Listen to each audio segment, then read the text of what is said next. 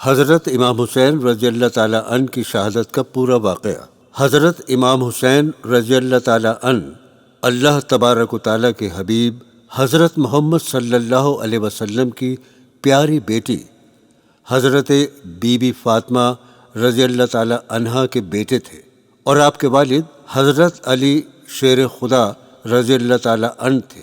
آپ کی پیدائش 4 ہجری ماہ شعبان میں مدینہ منورہ میں ہوئی تھی۔ آپ کے بڑے بھائی حضرت حسن رضی اللہ تعالیٰ عنہ تھے۔ جیسا کہ حدیث شریف میں آیا ہے، نبی کریم صلی اللہ علیہ وسلم نے فرمایا، جس نے حسن اور حسین سے محبت کی اس نے مجھ سے محبت کی، اور جس شخص نے حسن اور حسین سے دشمنی کی اس نے مجھ سے دشمنی کی۔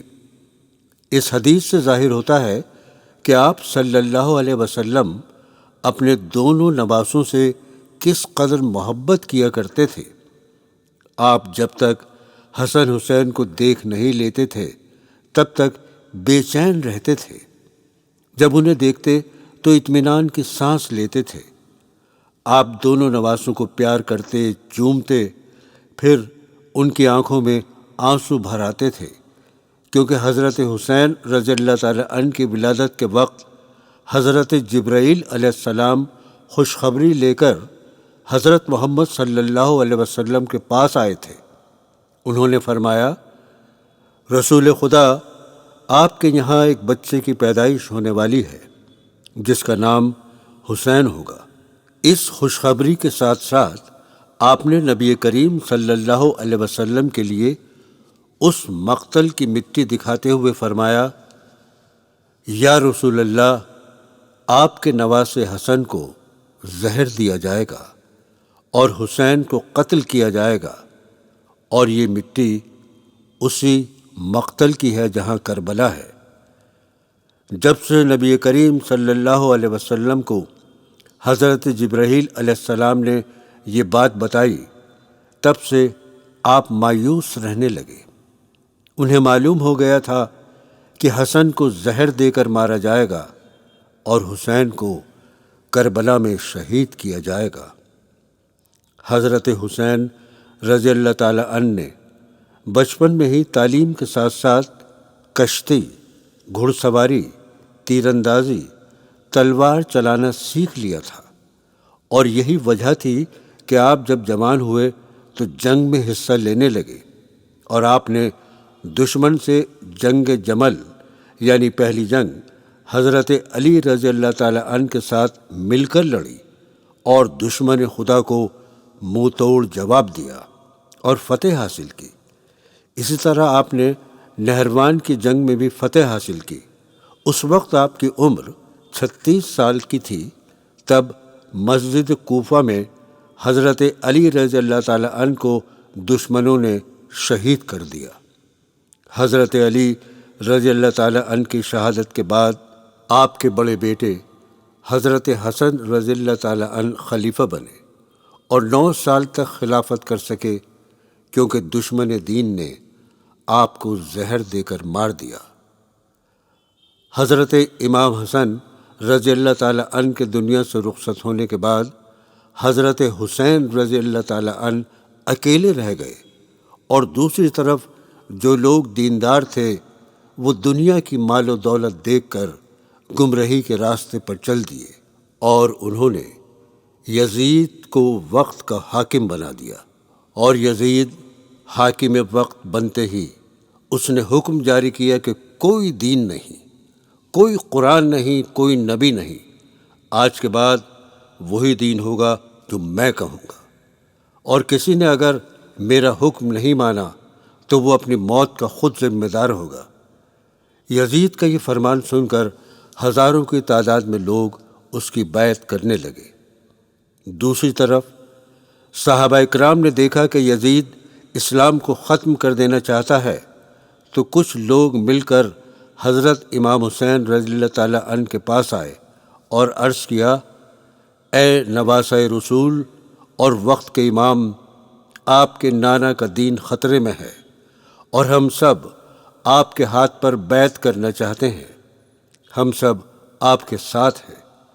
جب یزید کو اس بات کی خبر پہنچی تو اس نے مدینے کے حاکم کو پیغام پہنچایا۔ اس وقت مدینے کا حاکم ولید تھا۔ پیغام میں لکھا تھا، تم حسین کے پاس جاؤ اور بیعت کے لیے کہو، اگر وہ میری بیعت کرنے سے انکار کرے اور راضی نہ ہو، اور اگر انکار کرے تو اس کو وہیں پر قتل کر دینا۔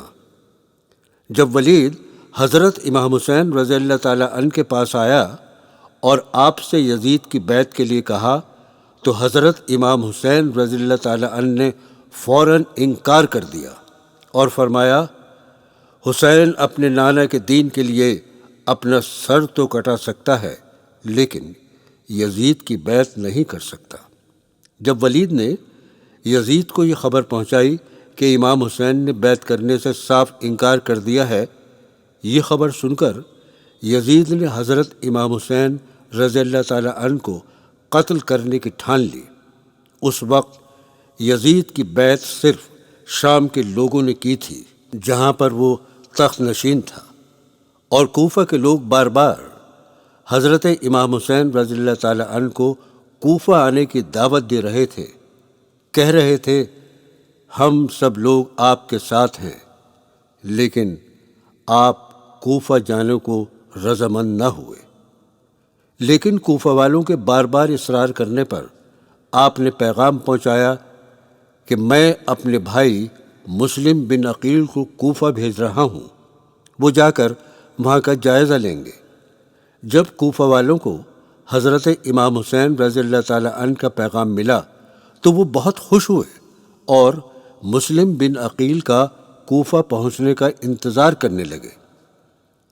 حضرت مسلم بن عقیل رضی اللہ تعالیٰ عنہ اپنے دونوں بچوں محمد اور ابراہیم کو بھی اپنے ساتھ کوفہ لے گئے۔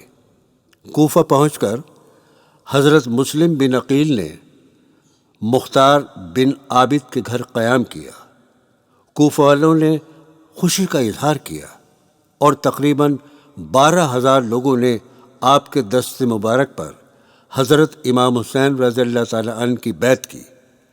حضرت مسلم بن عقیل نے جب کوفیوں کا یہ جذبہ اور محبت دیکھی تو فوراً حضرت امام حسین رضی اللہ تعالیٰ عنہ کو پیغام پہنچایا کہ یہاں کے حالات ہمارے حق میں ہیں، اس لیے آپ فوراً یہاں تشریف لے آئیے۔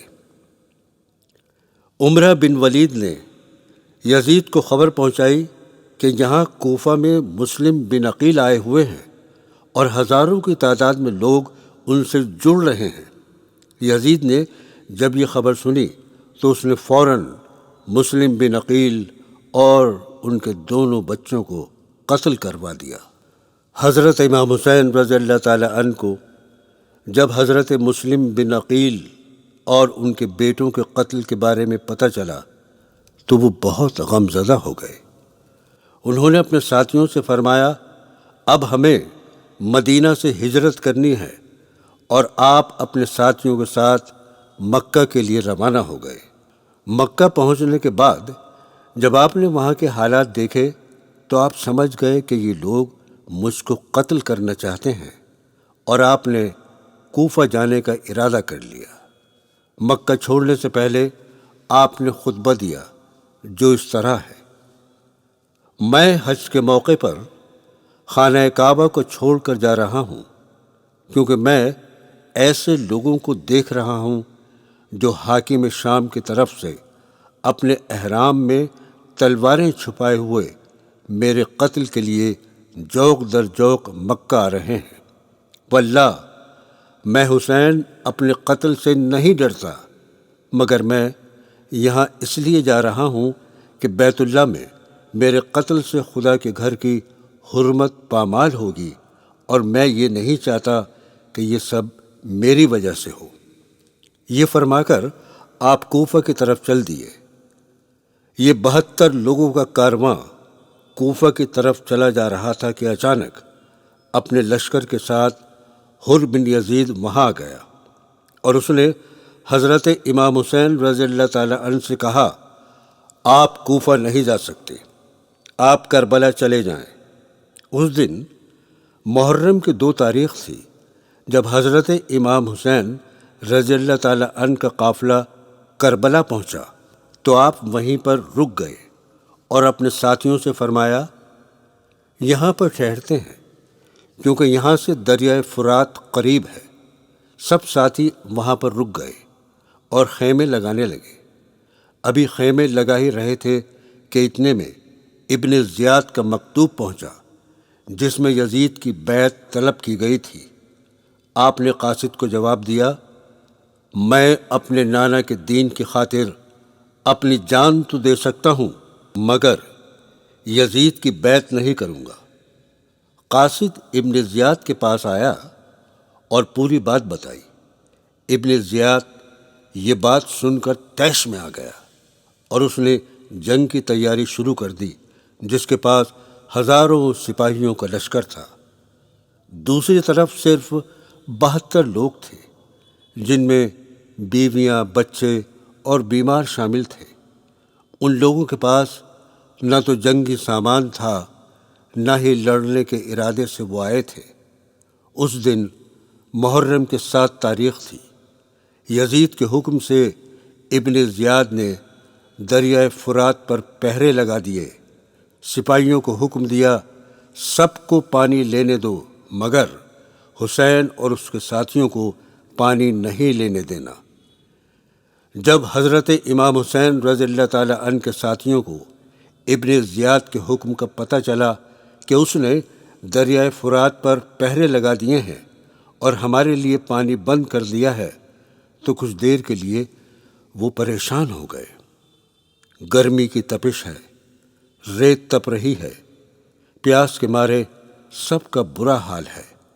حلق خشک ہو چکے ہیں، چھوٹے بڑے سب پیاس سے بے حال ہیں۔ ان کے پاس مشکیزے میں جو پانی تھا وہ بھی ختم ہو چکا تھا، مگر ان سب لوگوں کے چہرے پر مایوسی کی ایک بھی شکن نہیں تھی۔ ادھر یزید کی فوج دیکھتی ہے کہ حضرت امام حسین اور ان کے ساتھی پانی بند ہونے کے باوجود بھی یزید کی بیعت نہیں کر رہے ہیں، تو ابن زیاد نے اعلان کر دیا، ہم محرم کی 9 تاریخ کو حملہ کریں گے۔ جب حضرت امام حسین رضی اللہ تعالی عنہ نے جنگ کا اعلان سنا تو انہوں نے اپنے سبھی ساتھیوں کو اپنے پاس بلایا اور کہا، اے میرے پیارے ساتھیوں، یزید کی فوج میری جان کی دشمن ہے۔ یہ لوگ مجھے ہر حال میں قتل کریں گے، اور تم سب نے مدینے سے لے کر یہاں تک میرا بخوبی ساتھ دیا ہے۔ میں تم سب لوگوں سے بہت خوش ہوں، مگر آج میں تم سے گزارش کرتا ہوں کہ تم لوگ واپس مدینے چلے جاؤ، تمہاری جنت کا ضامن میں خود ہوں۔ آپ کی بات سن کر سبھی ساتھی کہنے لگے کہ اس طرح ہم لوگ آپ کو اکیلا چھوڑ کر نہیں جا سکتے۔ ہم سب آپ کی حفاظت اور دین کی خاطر اپنی جان دے دیں گے، مگر آپ کو چھوڑ کر نہیں جائیں گے۔ حضرت امام حسین رضی اللہ تعالی عنہ نے جب اپنے ساتھیوں سے یہ بات سنی تو آپ کی آنکھوں میں آنسو آ گئے۔ ادھر خیمے کے اندر پیاس کی شدت سے سب کا برا حال تھا۔ ان سب کی حالت دیکھ کر حضرت عباس رضی اللہ تعالی عنہ نے مشکیزہ اٹھایا اور گھوڑے پر سوار ہو کر نہر فرات کی طرف چل دیے۔ جب دشمن کی فوج نے حضرت عباس رضی اللہ تعالی عنہ کو دیکھا تو سب جنگ کے لیے تیار ہو گئے، مگر حضرت عباس رضی اللہ تعالی عنہ دشمن کی فوج کی صفوں کو چیرتے ہوئے نہر فرات تک پہنچ گئے اور انہوں نے گھوڑے سے اتر کر جلدی سے مشکیزہ پانی سے بھرا اور گھوڑے پر سوار ہو کر جانے لگے۔ تبھی یزید کی فوج نے حضرت عباس رضی اللہ تعالی عنہ کو چاروں طرف سے گھیر لیا اور تیروں کی بارش کرنے لگے۔ کئی تیر آ کر مشکیزے میں لگے، جس کی وجہ سے پانی مشکیزے سے نکلنے لگا۔ یہ دیکھ کر حضرت عباس رضی اللہ تعالی عنہ بچا ہوا پانی لے کر خیمے تک پہنچنا ہی چاہتے تھے، تبھی ایک دشمن نے آپ کے ہاتھ پر ایسی برچھی ماری جس سے آپ کا بازو کٹ گیا۔ مگر آپ نے ہمت نہیں ہاری اور گھوڑے کی لگام دانتوں سے پکڑ لی اور ایک ہاتھ سے تلوار چلا کر دشمنوں سے لڑتے رہے۔ آپ کا جسم مبارک تیروں سے چھلنی ہو گیا تھا، پورا جسم لہو لہان تھا۔ سینکڑوں تیر آپ کے گھوڑے کے لگے، جس کی وجہ سے آپ کا گھوڑا زمین پر گر گیا۔ گرنے کے ساتھ ہی دشمن کی فوج یعنی یزید کی فوج آپ پر ٹوٹ پڑی اور آپ کو شہید کر دیا۔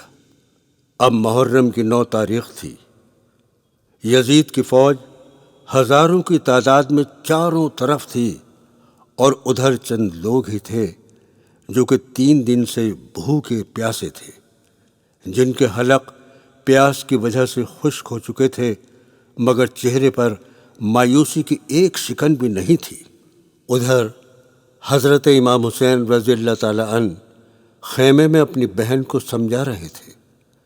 حضرت امام حسین رضی اللہ تعالی عنہ کی وصیت اپنی ہمشیرہ اور اہل بیت کو: میری بہن، میں تمہیں خدا کی قسم دیتا ہوں کہ میری شہادت پر تم آواز سے رونے چلانے سے بچنا، کپڑے مت پھاڑنا، سینہ مت پیٹنا۔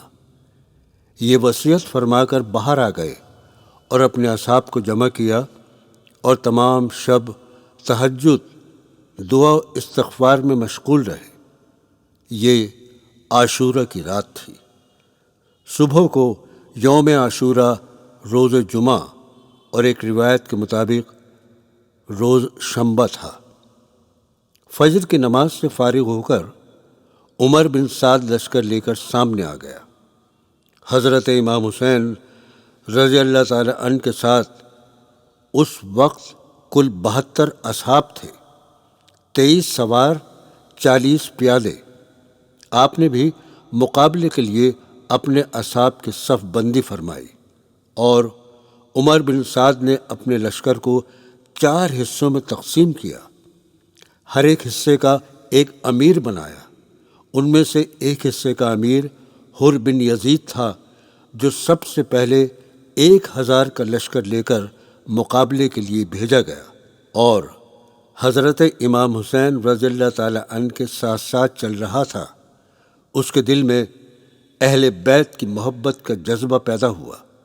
اس وقت اپنی سابقہ کارروائی پر نادم ہو کر حضرت امام حسین رضی اللہ تعالی عنہ کے قریب آیا اور اچانک اپنا گھوڑا دوڑا کر حضرت امام حسین رضی اللہ تعالی عنہ کے ساتھیوں میں شامل ہو گیا اور آپ سے عرض کیا: میری ابتدائی غفلت اور آپ کو کوفہ جانے سے روکنا میری سب سے بڑی بھول تھی۔ میں یہ نہیں جانتا تھا کہ اس کا نتیجہ یہ ہوگا جو آج میں دیکھ رہا ہوں۔ واللہ مجھے یہ اندازہ نہ تھا کہ یہ لوگ اس حد تک گر جائیں گے۔ اگر میں یہ سمجھتا تو میں آپ کو کوفہ جانے سے کبھی نہیں روکتا۔ میں آج یہاں پر تائب ہو کر آیا ہوں، اس لیے اب میری سزا اور توبہ یہی ہے، میں بھی آپ لوگوں کے ساتھ یزید کی فوج سے لڑوں اور مارا جاؤں۔ حضرت امام حسین رضی اللہ تعالی عنہ نے جب حر کا یہ جذبہ دیکھا تو اسے اپنے سینے سے لگا لیا۔ اہل بیت کے لوگ 3 دن بھوکے پیاسے رہے، تشنگی سے نڈھال ہو گئے۔ بے وطنی، تیز دھوپ، گرم ریت اور صحرا کی دھول بھری ہوا کے تھپیڑے ان سب کو برداشت کرتے ہوئے جنگ کے لیے تیار کھڑے تھے۔ جنگ کا نقارہ بجا دیا گیا۔ اس جنگ کے شروع ہونے سے پہلے حضرت امام حسین رضی اللہ تعالی عنہ نے خطبہ ارشاد فرمایا، پھر جنگ کا آغاز ہو گیا۔ اہل بیت کے جانبازوں نے کربلا کا تشنہ طلب زمین کو دشمنوں کے خون سے لالہ زار کر دیا۔ اس طرح حضرت امام حسین رضی اللہ تعالی عنہ کے ساتھی اپنی بہادری کے جوہر دکھا دکھا کر آپ پر قربان ہوتے گئے۔ اب حضرت علی اکبر رضی اللہ تعالی عنہ نے اپنے والد سے اجازت مانگی اور جنگ کے لیے چل دیے۔ جب جنگ کے میدان میں پہنچے، آپ نے ایک نظر چاروں طرف دیکھا اور پھر دشمنوں پر حملہ آور ہوئے۔ یہ حملہ نہیں تھا بلکہ دشمنوں کے لیے عذاب الہی تھا۔ ایک ہی بار میں کئی دشمنوں کے سر دھڑ سے کٹ کر گر رہے تھے۔ یزید کی فوج گھبرا گئی، پیچھے ہٹنے لگی۔ جب ابن زیاد نے اپنی فوج کو پیچھے ہٹتے دیکھا تو للکار کر کہا، آگے بڑھو اور چاروں طرف سے تیروں کی بارش کرو۔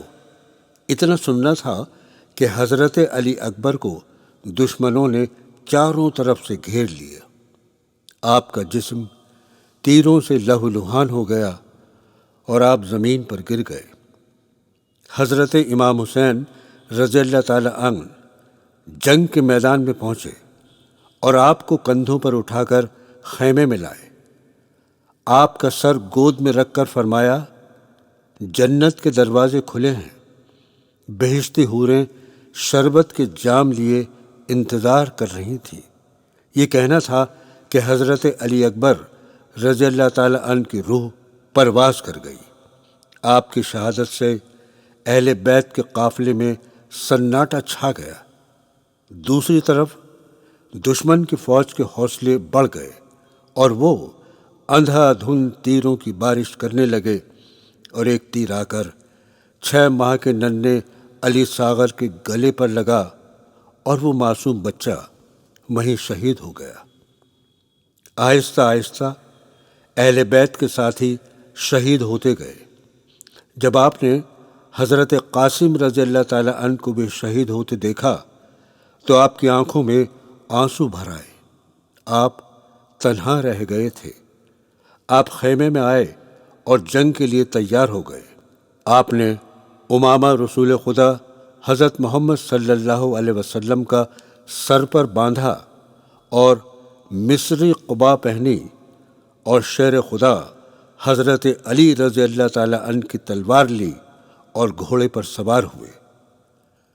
رضائے الہی صابر و شاکر سب کو سپرد خدا کر کے میدان جنگ کی طرف کا رخ کیا۔ جنگ کے میدان میں پہنچ کر کربلا کا منظر ہی بدل دیا۔ آپ کے سامنے جو بھی دشمن مقابلے کے لیے آتا وہ قتل ہو جاتا۔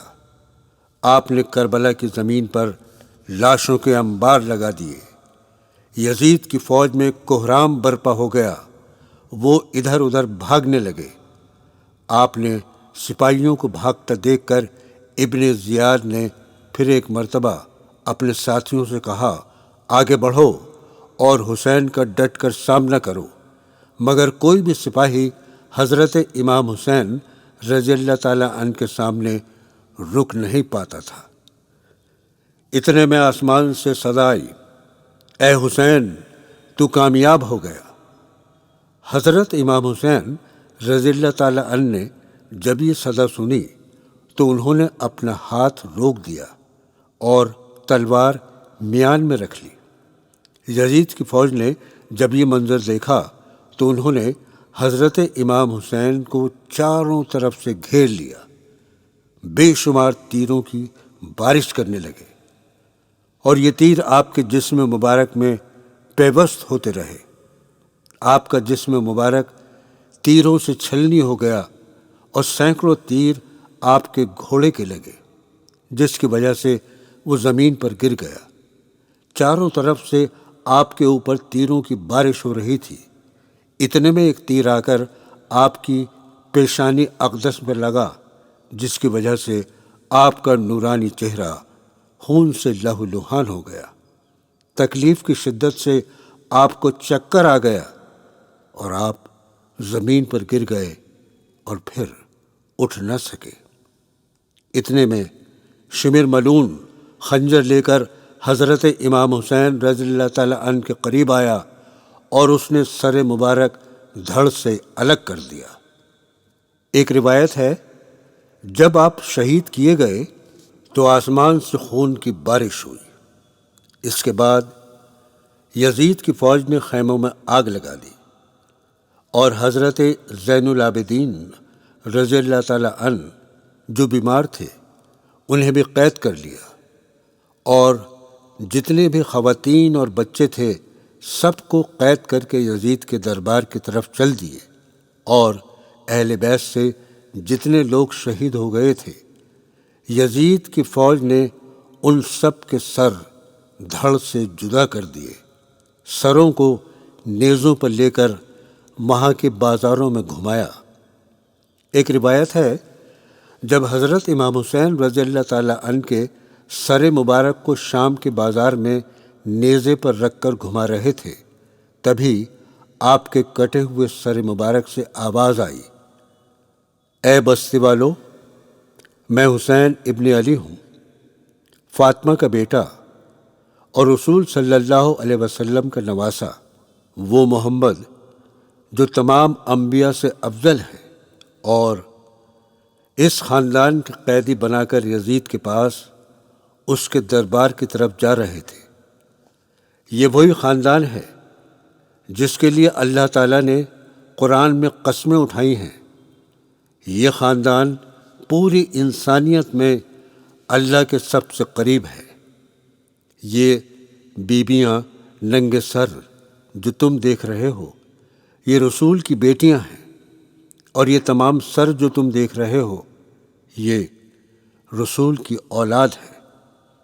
آپ کے کٹے ہوئے سر سے یہ آواز سن کر لوگ گھبرا گئے اور چپ چاپ یزید کے دربار میں پہنچے۔ جب حضرت زین العابدین رضی اللہ تعالیٰ عنہ کو یزید کے دربار میں لایا گیا تو دربار میں لوگوں کا ہجوم لگ گیا۔ جب دربار میں کافی لوگ جمع ہو گئے تو حضرت زین العابدین رضی اللہ تعالیٰ عنہ نے بھرے دربار میں خطبہ دیا۔ خطبہ سن کر یزید کے اپنے ہی ساتھی یزید پر لعنت کرنے لگے، اور یوں بغاوت کی چنگاری بھڑک اٹھی، اور اس بغاوت سے یزید ڈرنے لگا۔ اس نے دیکھا کہ ایک حسین کو قتل کرنے سے میری سلطنت کی بنیاد ہل گئی، اگر میں نے اور ظلم کیا تو میری حکومت ختم ہو جائے گی۔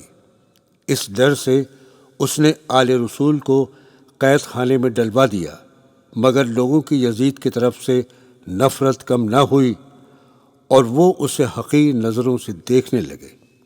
بالآخر اس نے 2 سال کے بعد سب کو رہا کر دیا، لیکن آج تک مسلمانوں کے دل سے یزید کے لیے نفرت کم نہیں ہوئی۔